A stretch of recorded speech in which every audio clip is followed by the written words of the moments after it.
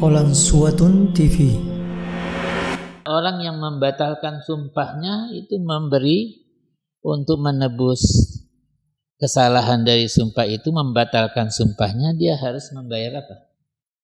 Membayar atau menebus daripada pembatalan sumpah tadi dengan memberi makan 10 orang miskin.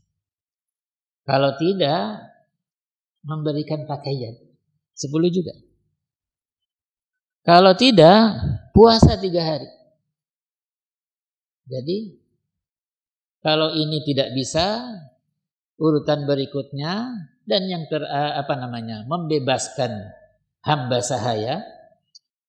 Jadi memberi makan atau mengganti dengan memberi pakaian. Kalau tidak, membebaskan hamba sahaya wanita yang muslimah. Kalau tidak, puasa 3 hari. Jadi harus berdasarkan urutan. Jadi pada saat itu Abu Bakar tentu jelas dia membatalkan sumpahnya. Hanya saja di kalangan para ahli tafsir bahwa apakah pada saat itu Abu Bakar membayar kafarah atau tidak.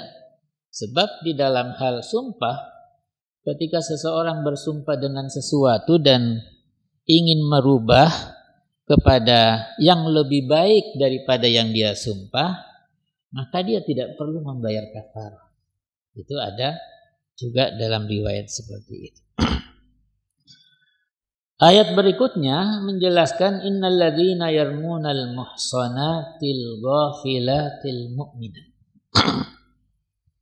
Ketiga sifat ini itu adalah sesuai dengan Ummul Mukminin Aisyah radhiyallahu anha. Jadi Ummul Mukminin jelas muhsanah karena sudah berkeluarga. Ghafilah itu artinya selama 1 bulan setelah kejadian itu beliau tidak merasa kalau dirinya sedang diperbincangkan oleh orang. Nanti dia tahu ketika diberitahu oleh ibunya Mistah tadi bahwa orang-orang sedang membicarakan beliau. Ya. Yang namanya ghafilah, beliau sendiri sampai memikirkan sesuatu yang arahnya kepada fahisyah juga tidak pernah terdetik di dalam hatinya. Itu juga termasuk ghafilah. Lalu kemudian tersebarlah berita-berita dari yang ada di luar. Sampai-sampai Nabi pun terpengaruh. Bukti keterpengaruhan itu akhirnya beliau bertanya kepada sahabat Usamah bin Zaid. Bagaimana ini berita ini? Usamah menjawab, ini tentu tidak akan terjadi. Karena Aisyah adalah orang yang baik. Nabi tentu adalah orang yang terbaik di antara manusia. Nabi bertanya kepada Ali. Ali menjawab, kalau kemudian Nabi menginginkan wanita yang lebih baik dari Aisyah, banyak. Jadi masing-masing dari kedua sahabat ini yang diminta pendapatnya berbeda. Kalau Usamah tetap teguh mengatakan bahwa Aisyah adalah orang yang baik. Kalau dilihat dari jawabannya Ali, itu sekalipun tidak mengatakan bahwa Aisyah itu arahnya ke sana, tetapi seakan-akan mengatakan bahwa wanita yang baik masih ada, masih lebih banyak. Maka dalam kondisi seperti ini, maka kemudian turunlah ayat ini yang membebaskan membebaskan Aisyah, membebaskan sahabat Sufwan, membebaskan Nabi karena suaminya, membebaskan Abu Bakar As-Siddiq dan keluarganya. Sebab aib itu akan kembali kepada semua. Kaitannya dengan suami istri, ini Nabi pernah menyampaikan, ifu Ta'ifu nisa'ukum wa auladukum. Orang-orang yang sudah berkeluarga, para suami, jagalah kehormatanmu. Maka kamu tidak perlu khawatir. Istri-istrimu juga akan menjaga kehormatan. Anak-anakmu juga akan menjaga kehormatannya. Lalu kemudian ada istri yang seperti ini, ada anak-anak yang seperti ini. Nah, ini perlu dipertanyakan. Ini ketahanan seorang suami sebagai kepala keluarga. Dalam hal kaitannya dengan Abu Bakar, itu kisahnya siapa? Maryam. Kan Maryam dituduh. Tiba-tiba Maryam tidak punya suami. Lalu kemudian dia hamil. Nah, akhirnya orang-orang pada memberi apa? Kesaksian. Ya. Bahwa ayahnya bukanlah orang yang bejat. Ibunya bukanlah orang yang melakukan hal seperti itu. Berarti maksudnya keturunan itu adalah ada kaitannya dengan anak atau keluarga yang melakukan perbuatan keji. Kalau istilah di dalam bahasa kita, bahwa buah itu tidak jauh dari pohonnya. Maka ini adalah semuanya kembali kepada itu. Aib itu kembali kepada suami, aib itu kembali kepada keluarga perempuan. Maka kemudian Allah menurunkan apa? Ayat ini. Innalladzina yarmunal muhsanatil ghafilat. Ini ancaman terlebih dahulu. Lu'inu fid dunya wal akhir. Akan dilaknat di dunia dan di akhir. Walahum azabun azim. Nanti di akhirat akan mendapatkan siksaan yang besar. Maka siapapun yang kemudian menuduh istri-istri Rasulullah, yang dalam kisah ini adalah Aisyah radhiyallahu anha, itu menurut Ibnu Abbas tidak ada taubat begini. Karena itu adalah menyakiti Rasulullah sallallahu alaihi wasallam. Maka dilaknat dunia akhirat dilaknat. Dan nanti di akhirat akan mendapatkan siksaan yang besar, siksaan yang berat. Kapan dia mendapatkan walahum azabun azim? Yauma tashhadu alaihim alsinatuhum wa aydihim wa arjuluhum bima kanu ya'malun. Pada hari di mana tangan, di mana lidah, lisan, tangan, kaki akan menjadi saksi. Nanti orang di akhirat itu akan diadili di hadapan Allah satu persatu. Di saat diadili, melihat di sebelah kanannya tidak ada orang. Di kirinya juga tidak ada orang. Melihat ke belakang tidak ada yang dia lihat. Tetapi ketika memandang ke depan, dia melihat api neraka yang menyala. Pada saat itulah manusia menjadi apa? Sadar. Dia tidak bisa mengelak. Gak ada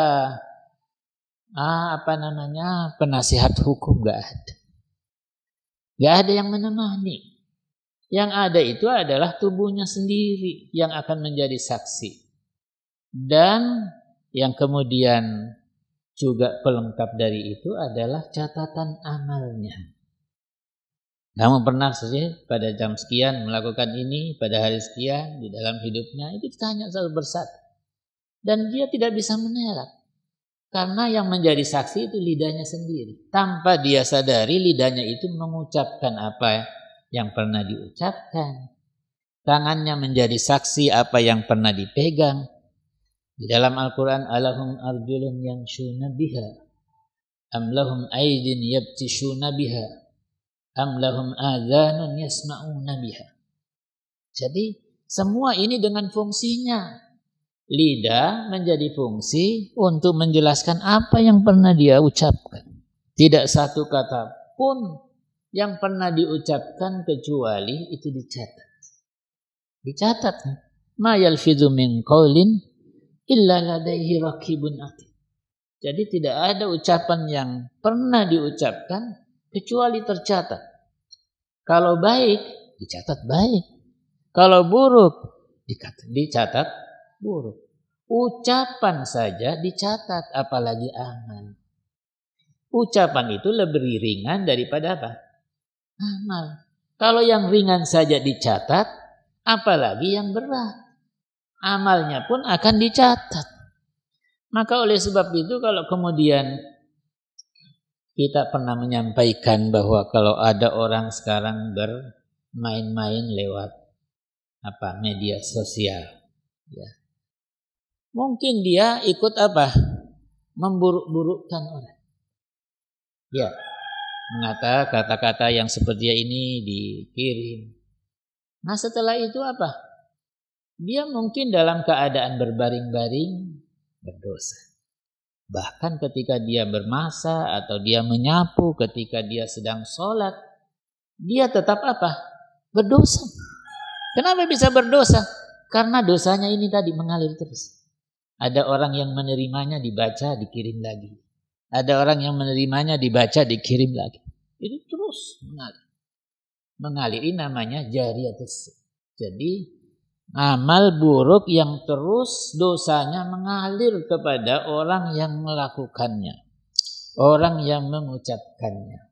Maka ini hati-hati dengan hal seperti ini. Diingatkan kita oleh Allah Subhanahu wa taala bahwa pada saat itu semuanya menjadi bersaksi. Bahkan kulit kita menjadi bersaksi di hadapan Allah. Bagaimana dia bisa berbicara? Itu urusannya Allah. Wa qalu li juludihim lima syahidtum alaina.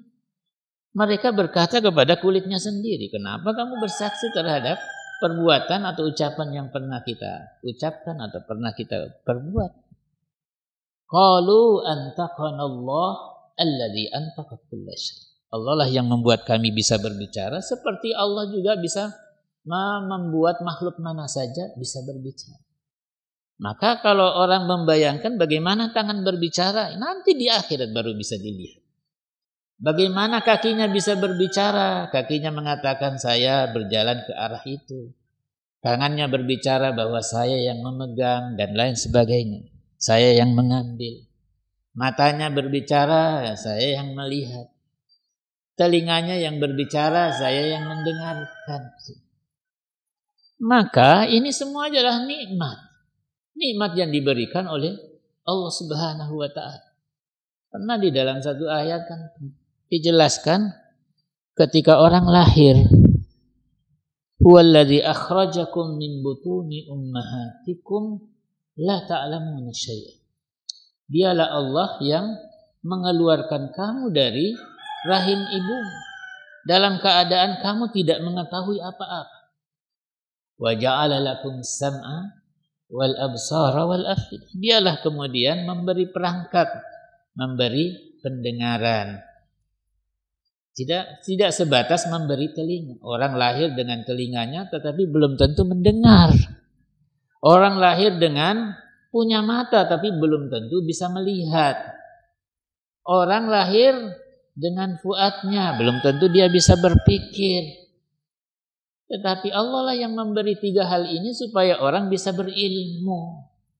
Maksudnya supaya kita mensyukuri apa yang diberikan oleh Allah Subhanahu wa taala. Jadi cara mensyukurinya memanfaatkan nikmat itu untuk ketaatan kepada Allah. Tidak melihat kecuali yang disenangi oleh Allah, diridhoinya. Karena Allah lah yang memberi nikmat penglihatan. Tidak mendengarkan sesuatu kecuali yang disenangi oleh Allah. Tidak mendengarkan hal-hal yang dibenci oleh Allah Subhanahu wa taala. Maka membaca Quran, mendengarkan bacaan Quran. Memegang yang dipegang adalah Al-Quran dan sejenisnya yang diridhoi, yang disenangi oleh Allah Subhanahu wa taala.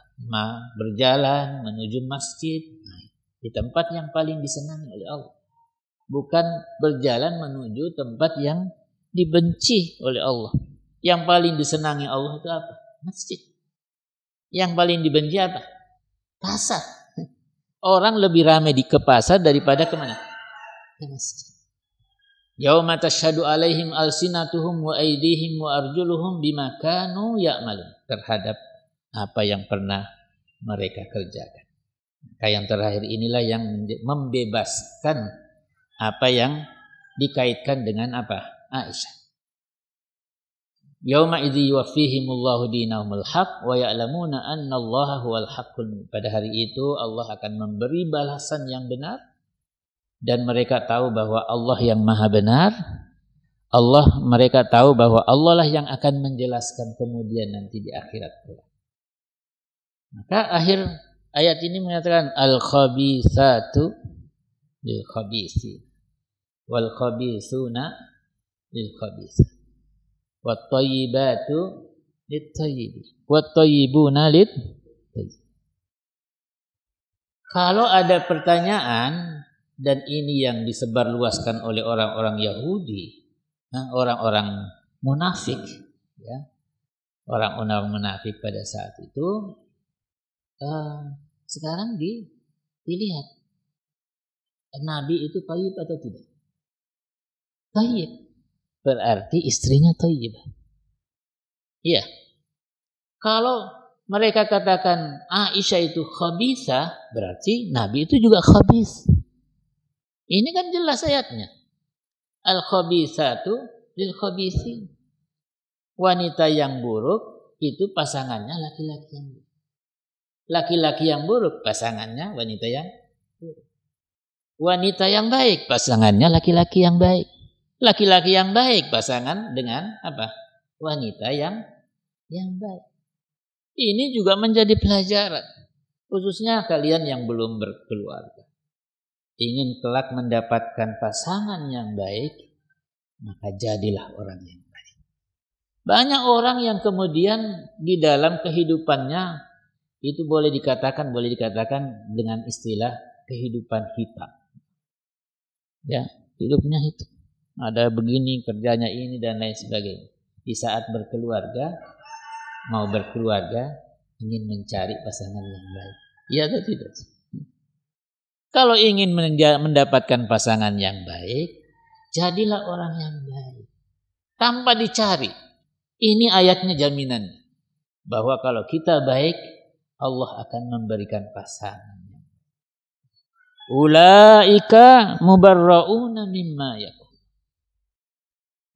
Ulaik itu Aisyah, Safwan ibnu Mu'attal, orang laki-laki yang dituduhkan, kemudian Nabi karena suaminya. Tentu kalau kemudian ada istri yang kalau istilah sekarang selingkuh, tentu suaminya malu, ya atau tidak? Kalau ada wanita yang berbuat keji, tentu orang keluarganya ada. Nah, itulah yang dimaksud ulaika. Mubarra'una mimma yak, dibebaskan dari apa yang dituduhkan oleh orang-orang tadi. Dalam hal ini pimpinannya siapa? Abdullah ibnu Ubay bin Salul. Mereka menuduh Nabi Aisyah begini dan lain sebagainya. Gak ada bukti. Di dalam ayat salah satu dari ayat yang 10 tadi setelah innal ladzina ja'u bil ifki usbatun minkum, itu kenapa mereka tidak mendatangkan juga saksi 4 orang? Supaya tuduhannya itu benar. Karena tidak bisa mendatangkan saksi, maka mereka itu berhak mendapatkan itu yang hukuman yang seperti innal ladzina yarmunal muhsanat. Ya. Innal ladzina yarmunal muhsanati tsumma lam ya'tu bi arba'ati syuhada. Apa sanksinya? Didera 80 kali. Tetapi Nabi tidak menghukum Abdullah bin Ubay bin Salul. Karena apa? Karena dia orang munafik. Maksud daripada had itu adalah untuk membersihkan orang yang berbuat kesalahan. Orang yang berzina didera 100 kali. Maksudnya ketika hukuman itu sudah terjadi di dunia, nanti dia tidak ditanyakan lagi nanti di akhirat. Orang yang berzina dan sudah berkeluarga, dia dirajam. Kalau sudah dirajam, dosa berzinanya itu tidak lagi nanti dihukum di akhirat. Itu di antaranya rahmat Allah Subhanahu wa taala terhadap hukum yang sudah ditetapkan kepada umat ini. Tetapi bagaimana kalau kemudian di suatu tempat tidak diperlakukan syariat Islam? Kalau tidak diberlakukan, Yang berdosa itu yang berdosa itu adalah orang yang tidak melaksanakan syariat Islam. Nah, terus apa yang dilakukan oleh orang-orang yang berbuat zina atau orang yang mencuri dipotong tangannya? Ya bertaubat kepada Allah. Wa inni laghaffarun liman taba wa amana wa amila salihan tsumma ihtada. Ini adalah jaminan dari Allah. Allah Maha Pengampun selama dia apa? Beriman, mengerjakan amal saleh. Ada itu yang terjadi, disebutkan di sini. Seseorang membantu orang-orang di Afrika itu sebanyak 7.000 triliun atau 7.000 miliar. 7.000 miliar dolar, mungkin triliunan. Apakah dia tidak masuk surga? Kita mengatakan tidak masuk surga. Karena amal itu diterimanya dengan syarat apa? Iman. Mau dia orang sebaik apapun, kalau dia tidak beriman, maka kebaikannya tidak akan membantunya nanti di akhirat. Jadi ulaika mumarrauna mimma yaquluna lahum maghfirah. Siapa yang mendapatkan ampunan? Orang yang dituduh tadi. Aisyah mendapatkan ampunan seperti yang tadi. Orang nanti di akhirat, orang yang menuduh orang-orang yang baik nanti akan meminta keadilan di hadapan Allah. Dibawa orang itu yang pernah menzoliminya. Lalu kemudian kalau dia memiliki kebaikan, maka dibayar dengan kebaikan. Tidak ada lagi dinar, tidak ada dirham nanti di akhirat. Yang ada pada diri manusia itu adalah amal. Kalau dia punya amal baik, amalnya dikuras sampai habis. Sebanyak kesalahan yang dilakukan terhadap orang lain. Kalau tidak ada amal kebaikannya, maka dosa-dosa yang pernah dizolimi itu nanti yang akan dipikulkan kepada orang yang pernah berbuat zolim terhadap diri. Jadi ini di sini ulaika lahum maghfirah wa rizqun karim. Rizqun karim di sini adalah surga. Ya. Ada yang kemudian bertanya, apakah istri-istri Nabi itu dijamin masuk surga? Iya, dijamin masuk surga. Karena di dalam ayat Al-Quran dijelaskan apa? Setelah meninggalnya Nabi, orang-orang diharamkan untuk apa? Menikahi istri. Wala tankihu azwajahu min ba'dihi abadan. Janganlah kamu menikahi istri-istri yang ditinggalkan oleh Rasulullah sallallahu alaihi wasallam selama masih hidup. Abadan di sini selama masih hidup istri-istrinya. Iya, kalau dilihat istri-istri Nabi ya tua-tua. Tetapi dalam hal ini Aisyah ketika ditinggal oleh Rasulullah sallallahu alaihi wasallam usianya baru 18 tahun. Nah, semedia beliau meninggal sampai usia 60 tahun lebih, 63 tahun. Nah, ini selama itu enggak Nabi Aisyah tidak boleh dinikahi oleh orang lain, sebab istrinya Nabi di dunia itu juga istrinya nanti di akhirat. Seorang sahabat namanya Abu Dzar Al-Ghifari. Istri keduanya itu adalah masih muda, tetapi cintanya kepada Abu Dzar sedemikian luar biasa. Ingin menjadi istrinya Abu Dzar di dunia dan di akhirat. Apa yang dikatakan oleh Abu Dzar? Kalau begitu, ketika saya nanti sudah meninggal, kamu jangan menikah, agar kamu tetap bisa menjadi istri saya nanti di dalam surga. Saya kira ini saja penjelasan daripada beberapa ayat tadi yang terkait dengan hukum. Mudah-mudahan ini bisa menambah wawasan kita semua dan apa yang kaitannya bisa manfaat yang bisa kita ambil dari pelajaran itu bisa kita amalkan di dalam kehidupan kita sehari-hari, menjadi pedoman di dalam kehidupan kita di dunia dan menjadi penyebab kita mendapatkan keselamatan dunia dan akhirat. Qul qouli hadza wa astaghfirullah. Assalamualaikum warahmatullahi wabarakatuh. Jazakumullahu khairan sudah menonton video ini. Jika bermanfaat, silahkan tekan like, share, dan subscribe untuk menunjukkan dukungan antum di channel ini. Ikuti juga informasi kegiatan santri dan alumni di akun resmi Pesantren Pendidikan Islam Darul Abror.